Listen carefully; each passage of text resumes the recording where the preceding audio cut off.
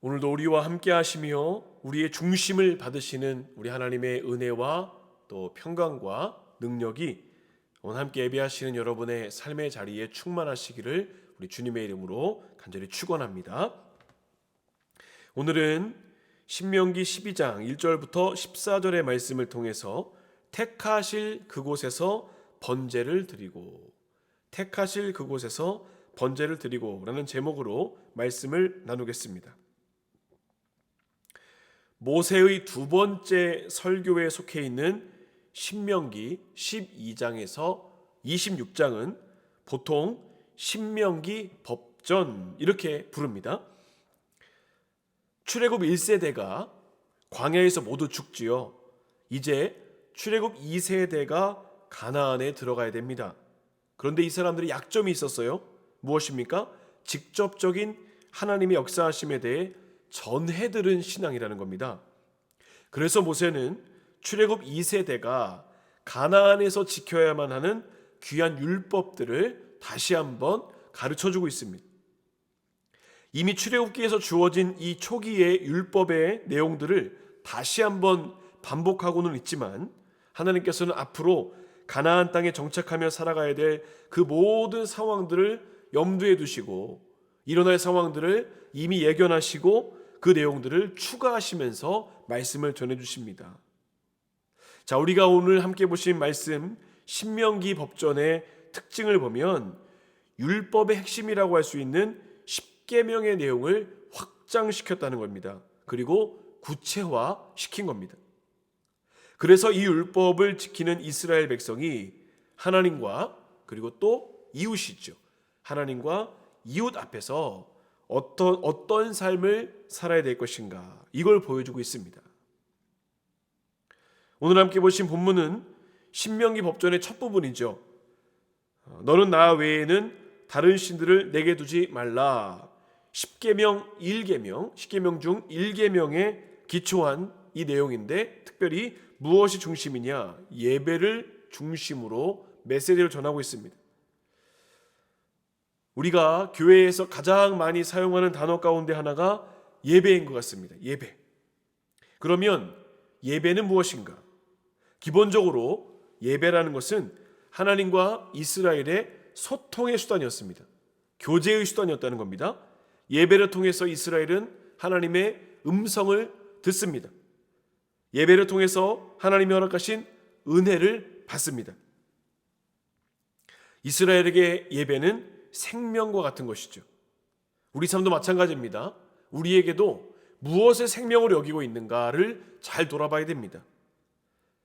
자, 이렇게 오늘 본문을 통해서 예배가 주는 의미가 무엇인가 함께 살펴보며 은혜를 나누도록 하겠습니다. 첫 번째로는 하나님만을 섬기라는 것입니다. 하나님만을 섬기라. 예배를 뜻하는 히브리어를 보면 아바드라고 합니다. 아바드. 이 말 안에는 이런 뜻이 있어요. 봉사한다, 섬긴다. 봉사하고 섬기는 것, 이게 예배의 정의입니다. 자, 그러면 여기서 중요한 포인트가 있죠. 바로 섬기는, 봉사하는 대상입니다. 누구를 섬길 것인가? 누구에게 봉사할 것인가? 이게 예배와 직결되는 겁니다. 누구를 예배할 거냐? 이게 중요한 포인트입니다. 자, 그 당시에 이스라엘이 경계해야 될 가나안의 문화가 있었다면 바로 우상숭배죠. 너무 많은 신이 있었기 때문에 이 사람들이 옳고 그름을 분별할 수가 없습니다. 그래서 하나님께서는 모세를 통해서 말씀하십니다. 이스라엘아, 가나안에 들어갈 때는 유일하신 하나님만 의지하며 나가야 된다. 그래야 가나안의 우상숭배의 그 더러운 문화에 뒤섞이지 않을 것이다 말씀하십니다. 그러면서 주님 하시는 말씀이 뭐냐면 하나님만 잘 섬겨라. 여기서만 머물러 있는 게 아니라 그 땅의 모든 우상들을 다 멸하여라. 오직 하나님만이 왕되심을 선언하라. 이렇게 말씀하십니다. 2절과 3절 말씀 봅니다. 너희가 쫓아낼 민족들이 그들의 신들을 섬기는 곳은 높은 산이든지 작은 산이든지 푸른 나무 아래든지를 막론하고 그 모든 곳을 너희가 마땅히 파멸하라. 우상이 보이는 곳은요 당연하게 다 파괴하라는 겁니다. 자, 3절입니다. 그 제단을 헐미며 주상을 깨뜨리며 아세라상을 불사르고 또 그 조각한 신상들을 찍어 그 이름을 그곳에서 멸하라. 이름도 기억되지 않을 정도로 다 멸하라 말씀하십니다. 여러분, 이 말씀이 굉장히 중요한 포인트를 담고 있습니다.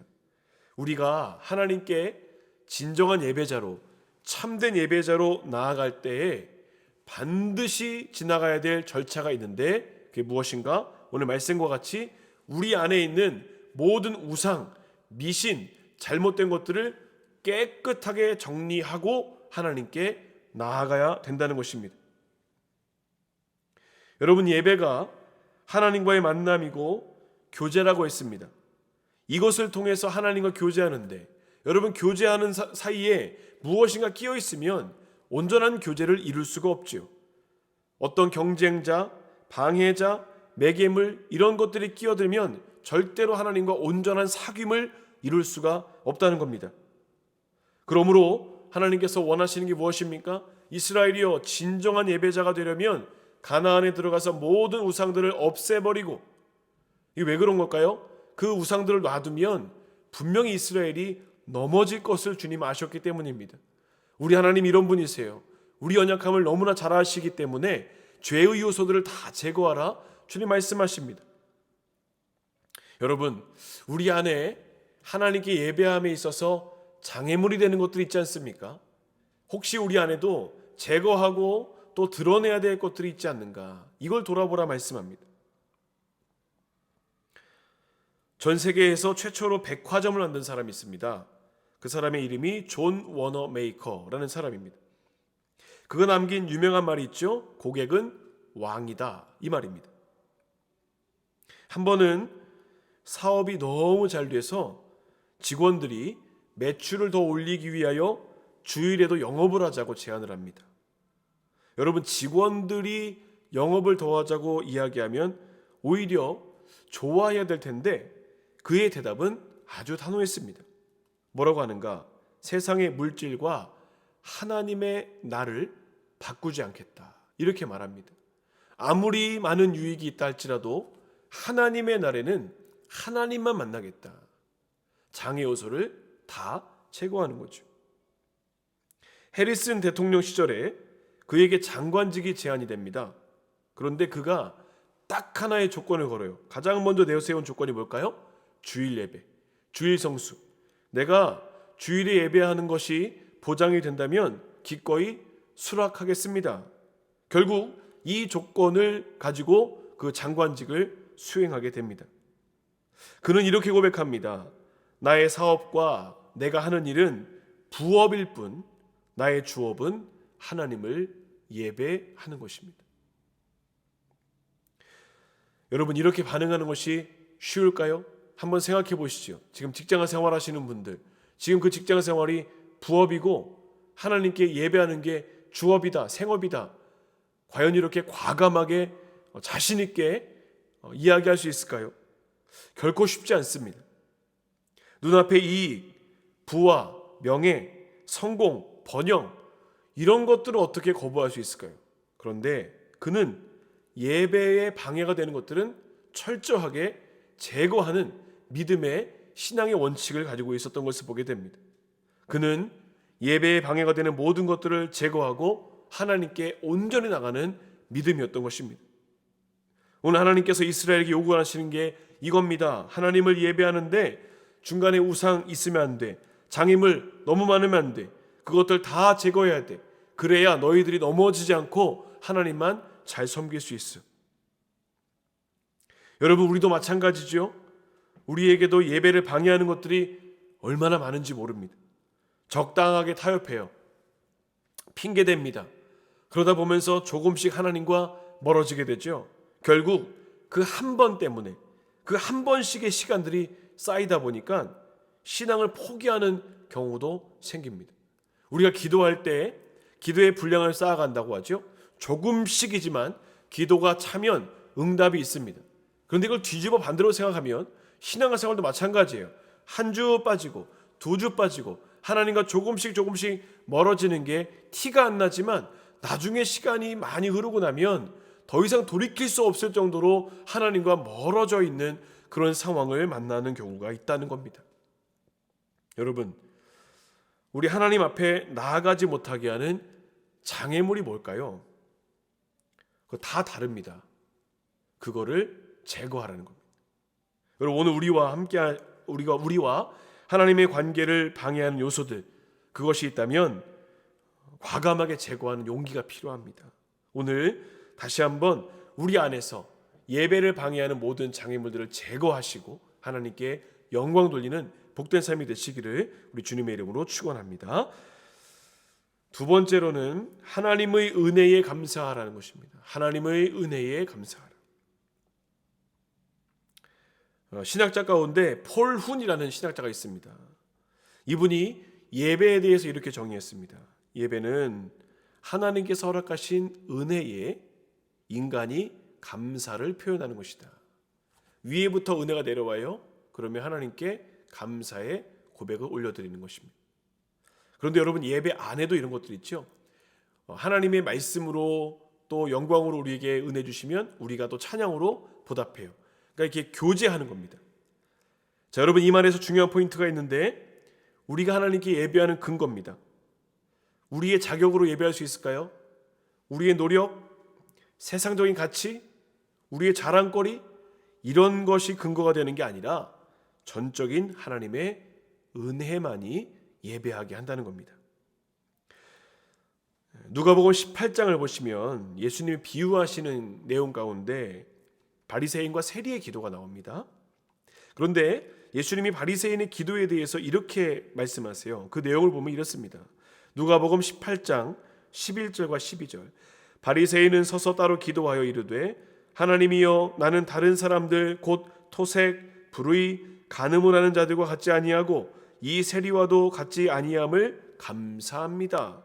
그러면서 그 다음에 이야기합니다. 나는 일회에 2번씩 금식하고 또 소득의 11조를 드립니다. 여러분, 지금 이 본문에 이 말씀에 나오는 이 바리새인이 하나님 앞에 나아갈 때 무엇으로 나가고 있습니까? 무엇을 근거하고 있습니까? 자신의 의로움을 계속해서 드러내면서 하나님께 인정받으랍니다. 여러분, 인간적인 의로움은 하나님께 나가는 근거가 안 됩니다. 무엇입니까? 하나님의 은혜. 은혜만이 하나님께 나가는 근거. 지금 이 시간도 하나님의 은혜 안에 있기에 우리는 예배하는 것입니다. 이 시간 우리가 예배하는 것, 그것도 우리의 의가 아니라 하나님의 은혜임을 고백하는 자세가 필요합니다. 예배, 하나님의 은혜에 대한 감사입니다. 이스라엘의 역사를 여러 가지로 정의할 수 있는데 그 가운데 하나가 은혜의 역사라고 볼 수 있습니다. 애굽의 노예 생활에서 구원해 주셨죠. 40년 광야 생활에서 인도해 주셨습니다. 현재 그들이 약속의 땅 가나안을 눈앞에 두고 있는 것 역시 전적인 하나님의 은혜입니다. 그들이 지금까지 했던 일이 있나요? 없습니다.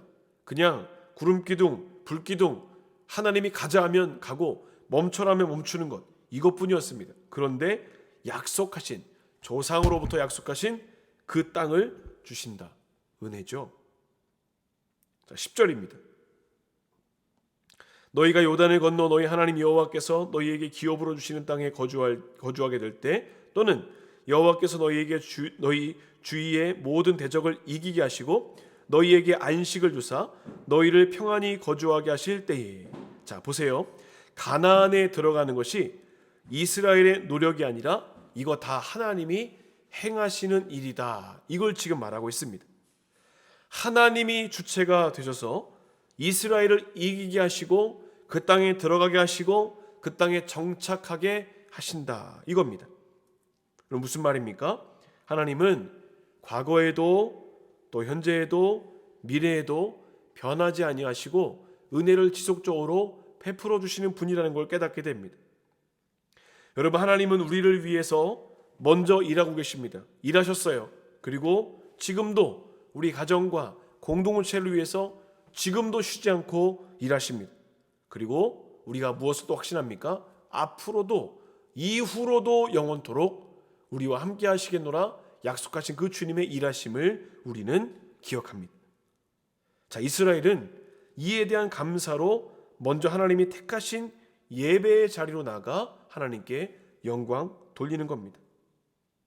하나님은 동일한 은혜를 지금 우리에게 주세요. 무엇보다 예수님을 통해서 구원의 은혜 허락해 주신 것, 이것이 우리가 누리고자 하는 가장 큰 은혜라는 것입니다. 여러분, 이제 남은 3일을 또 살아가실 때 우리에게 주신 은혜, 가장 큰 은혜가 무엇인가요? 나를 구원하신 은혜, 우리 가정을 구원하신 은혜, 우리 가정과 앞으로 함께 하실 은혜들을 기대하시면서 믿음으로 승리하는 한 날 되시기를 우리 주님의 이름으로 축원합니다. 마지막 세 번째로는 하나님께 온전히 드리며 나누라 하는 것입니다. 하나님께 온전히 드리며 나누라. 6절입니다. 너희 번제와 너희의 제물과 너희의 11조와 너희 손의 거제와 너희의 서원제와 낙헌 예물과 너희 소와 양의 처음 난 것들을 너희는 그리로 가져다가 드려라. 자, 예배는 우리의 것을 하나님께 온전히 드리는 행위입니다. 자, 이것은 먼저 은혜에 대한 감사의 기쁨의 표현입니다. 자, 그러면서 7절 말씀 보시죠.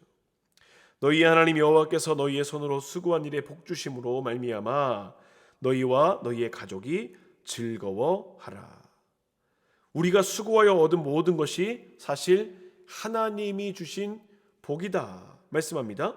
하나님으로부터 왔기 때문에 하나님으로 인하여 기뻐하고 감사하라.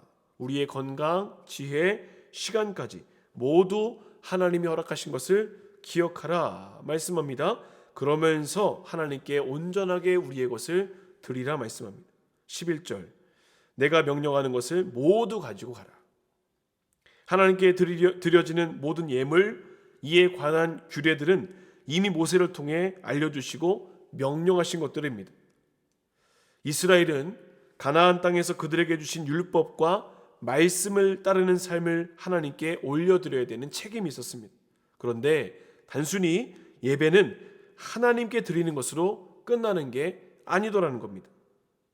자, 오늘 본문 말씀 보세요. 드려진 예물을 하나님 앞에서 자녀와 또 노예와 또 성중에 거주하는 레위인과 함께 먹고 즐겨라. 예배를 통해서 공동체 구성원들과 함께 우정을 나누고 사랑을 나누고 즐거움과 기쁨을 함께 하라. 소외되는 사람이 없게 하라 하는 겁니다.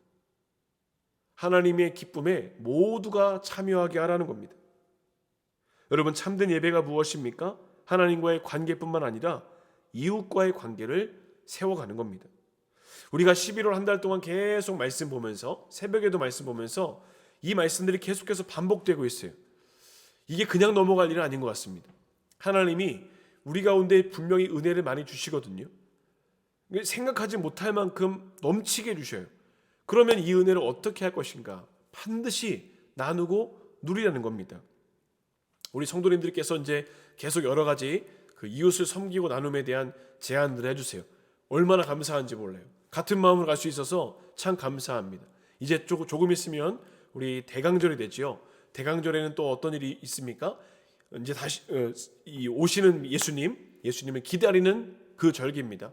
예수님의 사랑을 나눠야겠죠. 이제 이런 모양 저런 모양으로 우리 교회에서도 열심히 또 나눌 겁니다.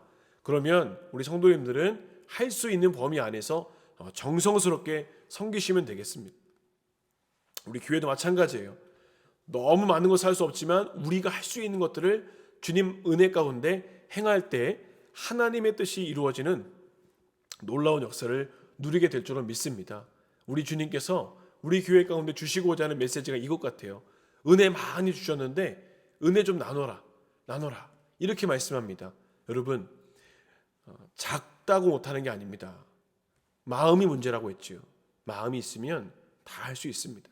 하나님이 오늘 우리 가운데 이 마음 주시는 겁니다.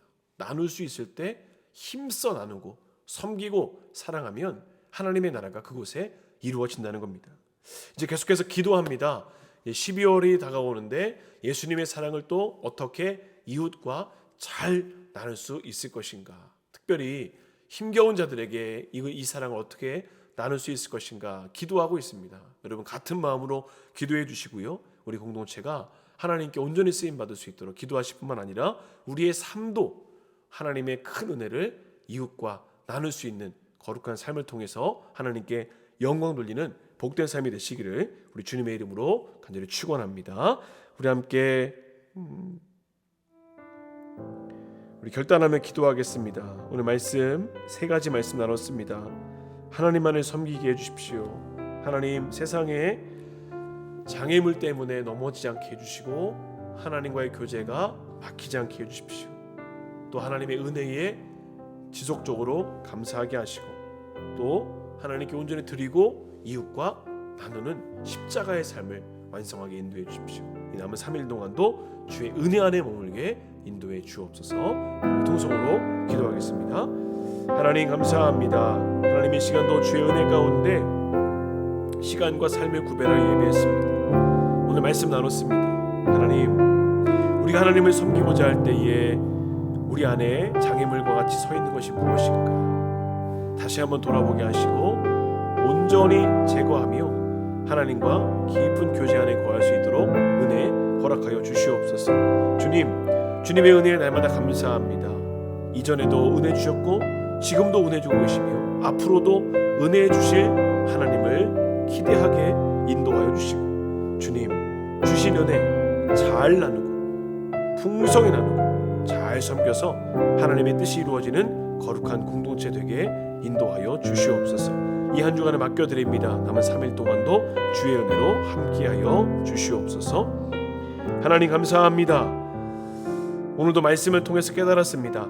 주님과 교제하는 귀한 예배, 그 예배를 방해하는 모든 요소들을 예수의 능력으로 다 제거하게 하시고 장애물도 다 드러내게 하셔서 주님과 온전한 교제가 있도록 인도하여 주시옵소서. 주님, 과거에도 은혜 주셨고 지금도 은혜 주시며 앞으로도 주님이 은혜 주실 것을 기대합니다.